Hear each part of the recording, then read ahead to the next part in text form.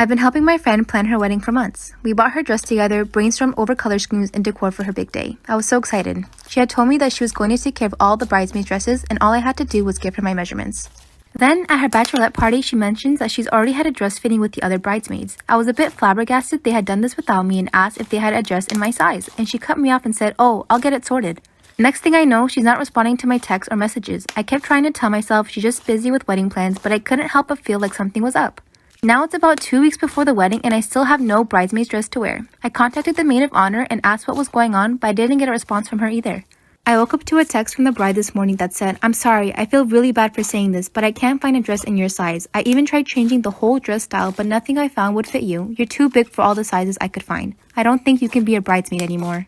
I feel completely shattered. I was really looking forward to this. My whole family knows I'm gonna be a bridesmaid and are really excited for me, and now I have to tell them I can't do it because I'm too fat to fit in a dress.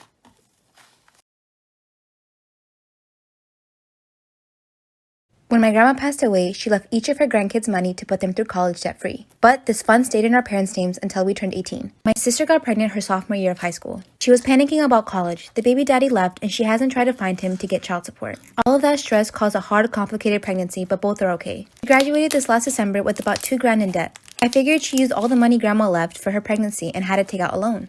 I got accepted to my dream college, but my mom was insistent that I stay local to save money. I told her grandma left me more than enough, but that's when she told me. They used all the money that was supposed to go to me to take care of my sister and her kid and her expensive pregnancy. I broke down and just lost it crying. I was shouting how they screwed me over for the kid that fucked up. My sister got upset and asked me if I'd rather have had her live on the street unable to raise her child so I can go to college and have a good life. I said yes, it's not fair that she fucked up, got drunk, and slept with so many guys she doesn't know who the baby daddy is. But I'm the one who has to be punished for it. The argument got too heated, so I left. Did I go too far? I feel screwed over because I'm being punished despite being the one that followed the rules. Can you solve this mystery? This is the story of the missing girl from a small village in Japan. All the clues are hidden in what I'm about to say. Once there was a girl named Madoka-chan who went to the park with her mother for a play date with her friend. While she was playing with her friend, her mom started chatting with the other girl's mom. When she looked back, Madoka was gone. The other girl said she went to play on the slides by herself and she hasn't seen her since. Madoka was reported as a missing person. Her parents and the police searched for months with no progress. 6 months later, her parents decided to try one last thing. They called a psychic. They brought in some of Madoka's belongings, and when the psychic touched them, she went into a trance. She shut her eyes and said, "Your daughter is still alive. Her heart still beats and her lungs still breathe. Her eyes gaze at a luxury home. Her stomach contains only the finest cuisine." Her parents hugged each other, ecstatic. They knew their daughter was still out there somewhere. They asked, "Where is she now?" The psychic hesitated for a moment before her eyes opened and she said, "Madoka-chan is all over the world." What happened to the missing girl? Let's see if you can solve this mystery.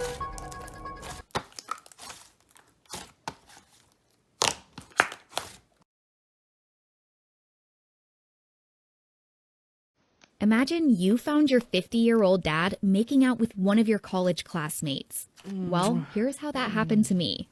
1 year ago, my dad came to my school and put up flyers. He said he wanted to give private Spanish lessons and make some extra money. 6 people showed interest and called him up, but he only chose Vicky, a really good-looking girl who always wore super revealing clothes. They were supposed to study inside the college library, but I found them making out at my home. I said, "What the hell are you two doing?" "Oh, hey, sweetie. Vicky told me she turned 18 last week, so I threw her a small birthday party." "Yeah, and your dad bought me a $2,000 necklace as a gift. Isn't that awesome?" That was the moment I realized my dad was a creep. Instead of dating a woman his age, he'd rather spend all of his money to date a younger girl. It was disgusting, but Vicky seemed proud of it. One time she pointed at me in school and said, "Yeah, I'm dating her dad." Part 2 of why you should never let just anybody around your kids. So we go to check out the smell in the basement. There my babysitter is, laying next to a pile of her own shit. My parents wake her up and everyone's covering their mouth and nose with our shirt. I'll go upstairs because the smell. I let my parents deal with that shit. Literally. I hear my dad yelling at her and telling her to get out. She explains that she used to be a full-time nanny and she has nowhere else to go because they kicked her out. If she was shitting on the floor, who the fuck wouldn't kick her out? She says she did that because she gets really bad anxiety at night and can't go upstairs or we would hear her and wake up. Because you have anxiety does not give you the right to shit on the floor. I have anxiety. Do you see me shitting on the floor? So my parents kick her out anyways, like any reasonable person would. And we thought that was the last that we were gonna see of her. But one night at like 2 a.m. in the morning, I hear a tapping on my window. I wake up and there's my babysitter. lizard staring at me through my window. She looks sad and she like motions for me to let her in. I'm looking at her like, the fuck, no? And so that sadness quickly turns to anger and she starts banging on my window.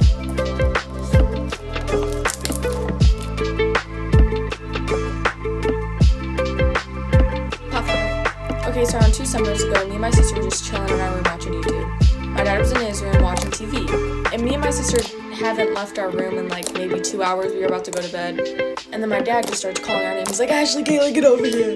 I'm like, bro, what? So we go into his room and he's like, which one of you just went into the kitchen?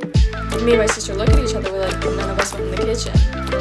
And he looks at us. He goes, yeah, one of you went into the kitchen. I know you did. And me and my sister look at each other and we're like, we have been in our rooms the whole time. So my dad grabs his gun and he looks around the house. There's nobody there. So I'm like, yo, what did you see? Like, what did you see? And he was like, I saw a tall black figure walk into the kitchen. Kind of like what I saw in my mirror. So I go back to my room, I shut my door, and I try to go to bed. Around 11 o'clock, everybody in my house got woken up to a huge shatter from downstairs. I got up, my heart was in my stomach because I thought someone broke in because it sounded like a window breaking. My dad grabs his gun and we all go downstairs. And my lizard's 20-pound cage was on the floor broken.